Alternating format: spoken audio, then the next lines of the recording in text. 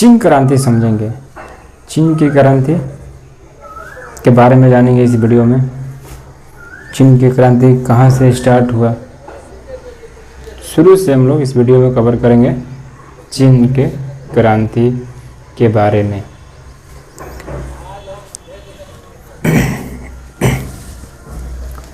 देखिए, चीन जो था, इधर बना देते हैं, उसका फिगर नहीं बना रहे हैं, ऐसे ही बनाते हैं, समझ लीजिएगा।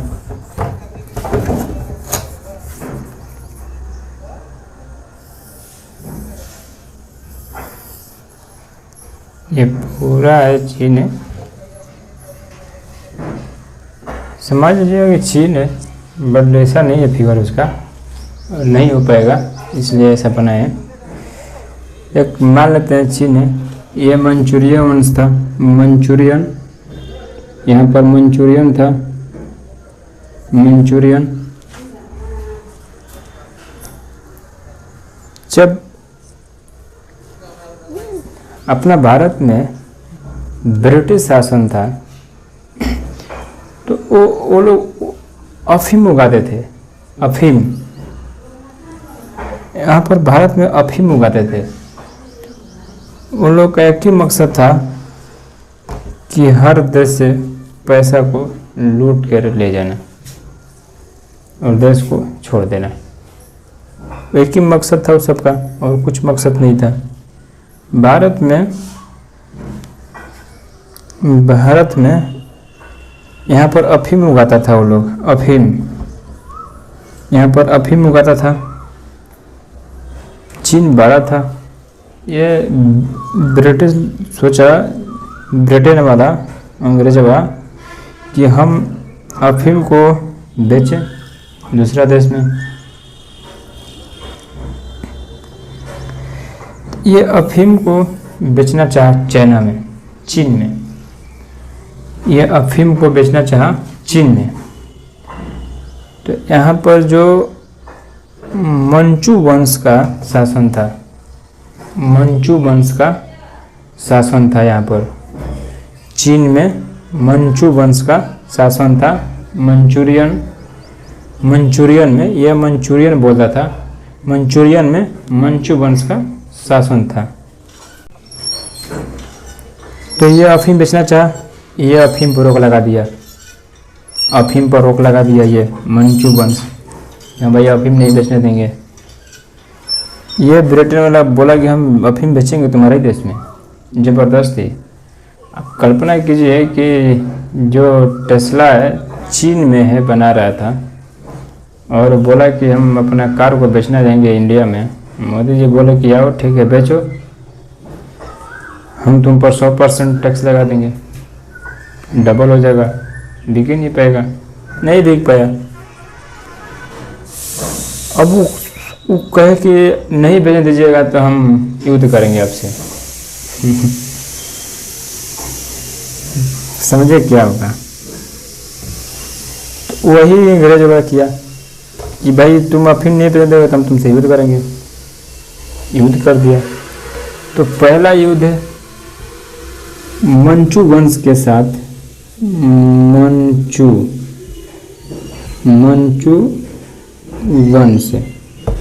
मंचू वंश के साथ इसका युद्ध हुआ। पहला युद्ध 1ST, पहला युद्ध 1839 से 1842 तक चला। 1839 से 1842 तक चला, 1839 से 1842 तक चला। इस युद्ध को हम लोग अफीम युद्ध के नाम से जानते हैं। ये युद्ध अफीम युद्ध के नाम से प्रचलित है। तो ये एग्जाम में पूछता है कि पहला अफीम युद्ध कब हुआ था? मंचू वंश के साथ हुआ था, ब्रिटेन वालों ने किया था अफीम बेचने के लिए। तो अफीम युद्ध के नाम से जानते हैं इसको,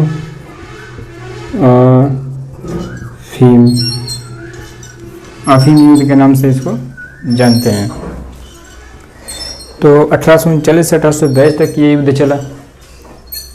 उसके बाद में जब बाद में देखा कि ब्रिटेन वाला कि ये युद्ध करते करते ये कमज़ोर पड़ गया, फिर दूसरा युद्ध कर दिया। दूसरा अफीम युद्ध 1856 से 1860 तक चला। 1856 से 1860 तक चला अफीम युद्ध। ये ब्रिटेन वाले ने किया था, यहाँ पर उगाता था, यहाँ पर बेच रहा था। अफीम जितना ये जो नशा है, ड्रग्स वगैरह, ये सब मदद है, ज़्यादा महंगा होता है। तो बेचना चाह, युद्ध करते रहा।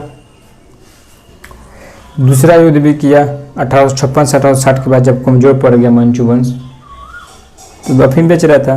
उसके बाद में चीन में एक पूरा दिन तक कहीं चलते रहा चीन में अफीम बेचने लगा। फिर बाद में चलते चलते 1911 में 1856 से 1860 में चला दूसरा अफीम युद्ध। फिर 1911 में सन्यात सेन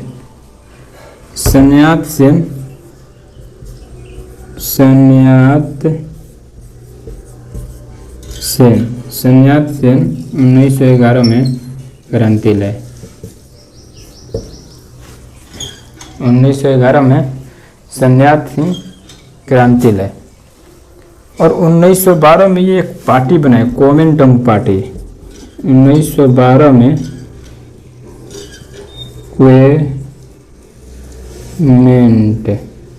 क्वेमिंटंग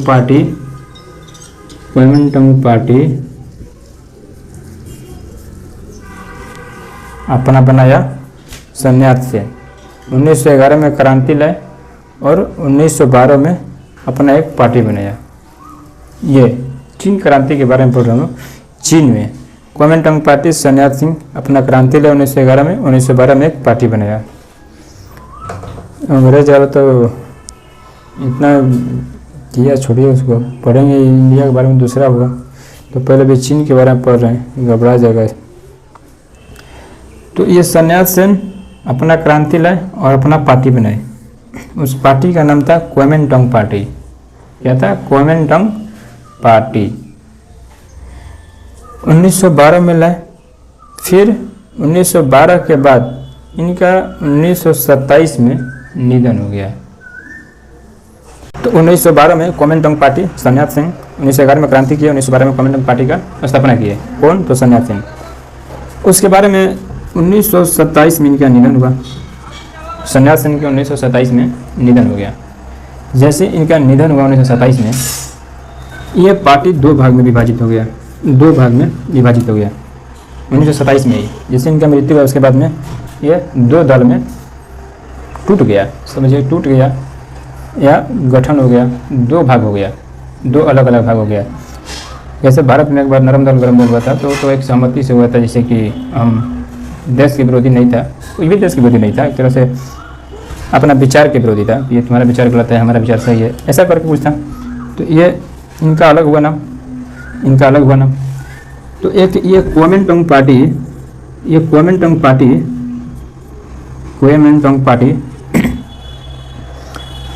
पार्टी के बने चियांग काई शेक।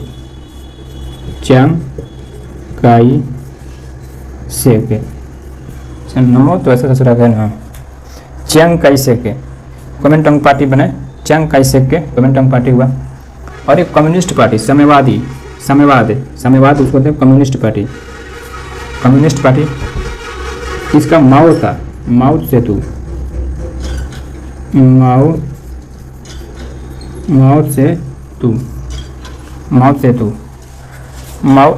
पढ़िए ना सीधा, माओ बेटा माओ करती है ना, वही माओ। तो कम्युनिस्ट पार्टी माओ बने और क्वेमिंटंग पार्टी चियांग काई शेक है। क्वेमिंटंग पार्टी चियांग काई शेक और कम्युनिस्ट पार्टी माओ 1927 में ये दोनों अलग हुआ। और 1928 में ये दोनों के बीच गृह युद्ध हुआ। तो गृह युद्ध कब हुआ? गृह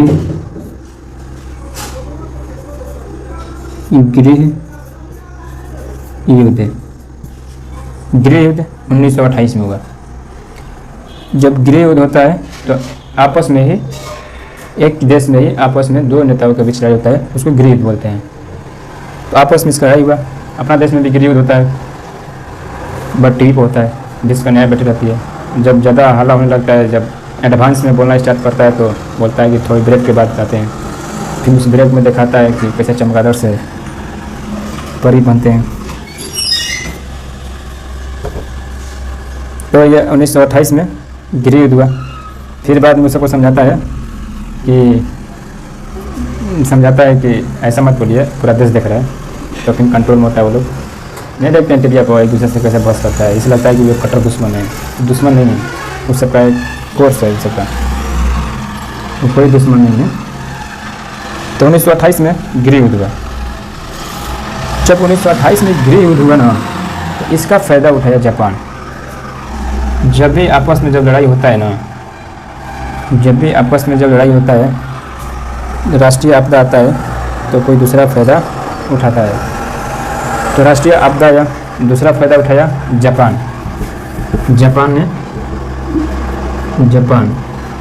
जापान इसका फ़ायदा उठाया और इस पर हमला कर दिया। इस पर हमला करके ये मंचूरियन को कब्जा कर लिया, मतलब यहाँ तक बढ़ गया। और जैसे यहाँ तक बढ़ा ना, तो ये कोमिंटांग पार्टी और कम्युनिस्ट पार्टी दोनों भाग कर इधर आ गए। और जब दोनों भाग कर इधर आए, कोमिंटांग पार्टी और कम्युनिस्ट पार्टी, तब ये दोनों विचार किया कि अरे भाई, देश तो हम लोग देश के लिए बाद में लड़ेंगे, जब देश ही नहीं बचेगा तो हम लोग लड़ाई करके क्या करेंगे। तो ये दोनों एक अपना गठन बनाया, एक गठबंधन की सरकार। बोला कि दोनों आदमी मिलकर शासन करेंगे, पहले इसको मार के भगाते हैं जापान को, नहीं तो यही पूरा कब्जा कर लेगा तो हम लोग लड़ते रह जाएंगे, ख़त्म हो जाएंगे, देश भी नहीं मिलेगा हम लोगों को। तो ये लोग गठन किया और जापान का साथ युद्ध करने लगा। एक्चुअली में देखिए, जापान इसके साथ हारता नहीं, ये दोनों को मार देगा जापान। क्या हुआ कि 1945 में अमेरिका ने जापान पर परमाणु बम फेंक दिया। परमाणु बम फेंक दिया। अमेरिका ने जापान पर परमाणु बम फेंक दिया। जैसे ही परमाणु बम फेंका तो क्या कमर टूट गया, उसका तहस नहस हो गया। फिर ये सरेंडर कर दिया, शांत हो गया, छोड़ दिया युद्ध को। और ये युद्ध को छोड़ा, पीछे हट गया जापान एक तरह से, नहीं तो इस सबसे मरा था। ये कोमिंटांग पार्टी और कम्युनिस्ट पार्टी को ख़त्म करता जापान, ऐसा लग रहा था। कैसे कि पूरा ये बढ़ते जा रहा था, यहाँ तक आया था, मंचूरियन को कब्जा कर लिया, फिर बाद में यहाँ तक आधा पड़ गया था। ये गठबंधन किया, चले उसके बाद 1945 में परमाणु बम फेंक दिया जापान पर। कौन? तो अमेरिका। परमाणु बम फेंक दिया 1945 में जापान पर। यह पीछे हट गया। जैसे ये पीछे हटा ना, तो ये गृह मंत्री लिया, वित्त मंत्री लिया, ये पूछ लिया, कम्युनिस्ट पार्टी एक दूसरे से बंटवारा किया कि आधा पर तुम राज करो, आधा हम राज करेंगे। तो गठबंधन का सरकारी होता है वैसा। उसके बाद में देखा कम्युनिस्ट पार्टी का था जो माओ सेतुंग, उसका क्या नाम था कि जहाँ पर युद्ध हो रहा है तो वहाँ पर शांति की जरूरत है, और शांति कहाँ से आती है? तो बंदूक के नाल से। मतलब उसका क्या नाम था कि जहाँ पर क्रांति हो रही है वहाँ पर शांति लाना है तो बंदूक के नाली से शांति निकलती है। शांति होता है, मारने का तो खत्म हो जाएगा, खत्म होगा, शांति नहीं होगा। तो उसका विचारधारा वैसा ही था, जहाँ पर क्रांति हो रहा है वहाँ पर बंदूक के नाली से शांति निकलती है। तो ठीक है। उसके बाद में 1945 जैसे ये हटा, परमाणु बम मारा इस पर, ये पीछे हट गया। फिर ये शासन करना स्टार्ट किया धीरे धीरे पूरा। इसका हो गया चाइना। जैसे ही चाइना इसका होता है, कम्युनिस्ट पार्टी माओ सेतुंग ये कोमिंटांग पार्टी को चारों तरफ से घेर लिया, और वो युद्ध के लिए तैयार नहीं था। कोमिंटांग पार्टी जो था युद्ध के लिए तैयार नहीं था। कम्युनिस्ट पार्टी युद्ध के लिए तैयार होकर चारों तरफ से घेर लिया उसको, और घेर के मार बंदूक से मारना स्टार्ट किया। कितने को मारा कोई ठीक नहीं है। इसका तो ऐसा भी था कि जब भी कभी युद्ध सेना को मारना होता था तो वो बोलता था कि 1-2 लाख मारने के लिए हमसे मत परमिशन लिया करो, ख़त्म कर दो उतना को, तुम उससे ज़्यादा जब मारना हुआ तो हमसे परमिशन लेना। तो ये माओ जो था वो बहुत क्रूर था। अभी भी उस नोट पर चाइना में माओ का ही शायद फोटो होगा, माओ का ही रहता है। तो ये कोमिंटांग पार्टी को चारों तरफ से घेर लिया कम्युनिस्ट पार्टी, और कम्युनिस्ट पार्टी इसको मारना स्टार्ट किया। जैसे मारना स्टार्ट किया तो एक द्वीप था इधर द्वीप था। उस द्वीप का फॉर्मोसा नाम था पहले, उस द्वीप का फॉर्मोसा नाम था। तब फॉर्मोसा द्वीप पर ये भागने स्टार्ट किया कोमिंटांग पार्टी। ये वित्त मंत्री, गृह मंत्री, इसके पास आता सारा पैसा, टैंक वगैरह, गाड़ी घोड़ा लेकर सब यहाँ पर आ गया, बस गया। तो यहाँ पर बसा तो इसको मिटका देते हैं। यहाँ पर बसा ना, तो ये तालिबान उसका नाम दिया गया, तालिबान।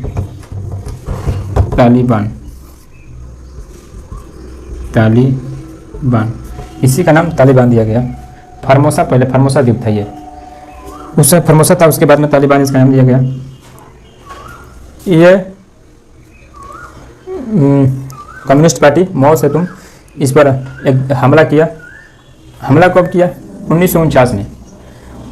कम्युनिस्ट पार्टी कोमिंटंग पार्टी के ऊपर 1945 में, ये हमारा 1949 में हमला किया। 1949 में हमला किया कोमिंटंग पार्टी पर, यह कम्युनिस्ट पार्टी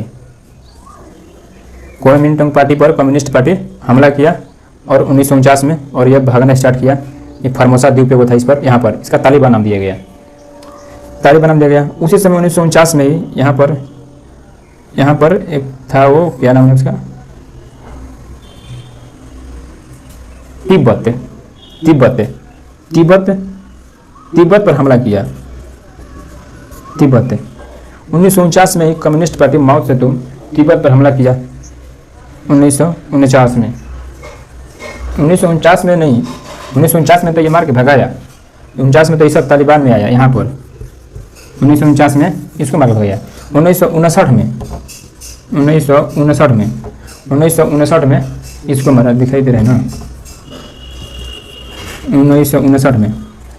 1959 में तिब्बत को युद्ध करके जीत लिया कम्युनिस्ट पार्टी। आइए तालिबान फॉर्मोसा द्वीप पर भाग के आया। यह कोमिंटंग पार्टी आई, कम्युनिस्ट पार्टी पूरा चीन पर अकेले हो गया। तो ये बोला कि हम एक दिन जीतेंगे, एक दिन आएगा जब हम पूरा चाइना को जीतेंगे। ये बोलता है कि तालिबान भी मेरा ही है। तो अब वो सबका अपना विवाद है, जैसे इस पर होता है तो कुछ भी हो सकता है। ये भी कम खतरनाक नहीं है। जितना इलेक्ट्रॉनिक सामान बा, मोबाइल के सारा चीज़ यहाँ पर बनता है तालिबान में। आज के समय में इतना डेवलप है, जितना हाई क्वालिटी टेक्निकल इलेक्ट्रॉनिक सामान बा, जितना ये सब तालिबान में बनता है। जो मोबाइल में रहता है सारा चीज़ यहाँ पर तालिबान में बनता है। इसका सब देश सपोर्ट भी करता है, इसको करेगा ही। जहाँ इधर उधर हुआ तो सारा चीज़ महंगा हो जाएगा। उसके बाद में 1959 में तिब्बत को अपने जीत लिया। उसके बाद में ये क्या किया कि अस्काई चीन पर हमला कर दिया। ये अस्काई चीन पर हमला किया। 1962 में इसको जीत लिया। 1962 में एक्साई चीन ये कम्युनिस्ट पार्टी ने जीत लिया, क्योंकि जीत गया था ना। अब हम लोगों के पास उस समय क्या था कि टेक्नोलॉजी नहीं था, नया नया देश आज़ाद हुआ था। उसके पहले जो था अंग्रेजवा, वो सब लूट के लेकर भाग गया था, कितना सारा बर्बाद कर दिया था देश को। तो उस समय स्थिति बहुत ख़राब थी। जबकि 90 में महज 15 दिन के भोजन बच गया था, मतलब पैसा बच गया देश को चलाने के लिए। महज 15 दिन के पैसा बच गए थे 1990 में। यहाँ पर 1962 में युद्ध हुआ है। और उसके पहले ब्रिटेन जो अंग्रेजवा था, वो सब देश में राज किया, सब बर्बाद करके चल जाता, नाश करके, मारपीट, सामान, सोना चांदी सब लूट के लेकर भाग गया। पहली स्थिति भारत की हो गई थी। तो उस समय टेक्नोलॉजी नहीं थी, तो यह कम्युनिस्ट पार्टी जीत गया। तो यह अक्साई चीन उस समय जीत लिया था। तो अक्साई चीन इसका हो गया 1962 में। 1962 में अक्साई चीन इसका हुआ। तो 1928 में गिरी हुआ था, परमाणु बम फेंका था 1945 में। 1962 में हो ही गया। अब क्या बचले जो बताइए कि ये 27 में गिरी युद्ध हुआ। सन्यात से 1911 में इसका क्रांति लाया। 1912 में कोमिंटंग पार्टी का स्थापना की। 27 में मृत्यु हुआ और 27 में विभाजन हुआ दो पार्टियों का। एक माओ बने, कम्युनिस्ट पार्टी, साम्यवाद पार्टी है। कोमिंटंग पार्टी चियांग काई शेक 1928 में गिरी युद्ध हुआ।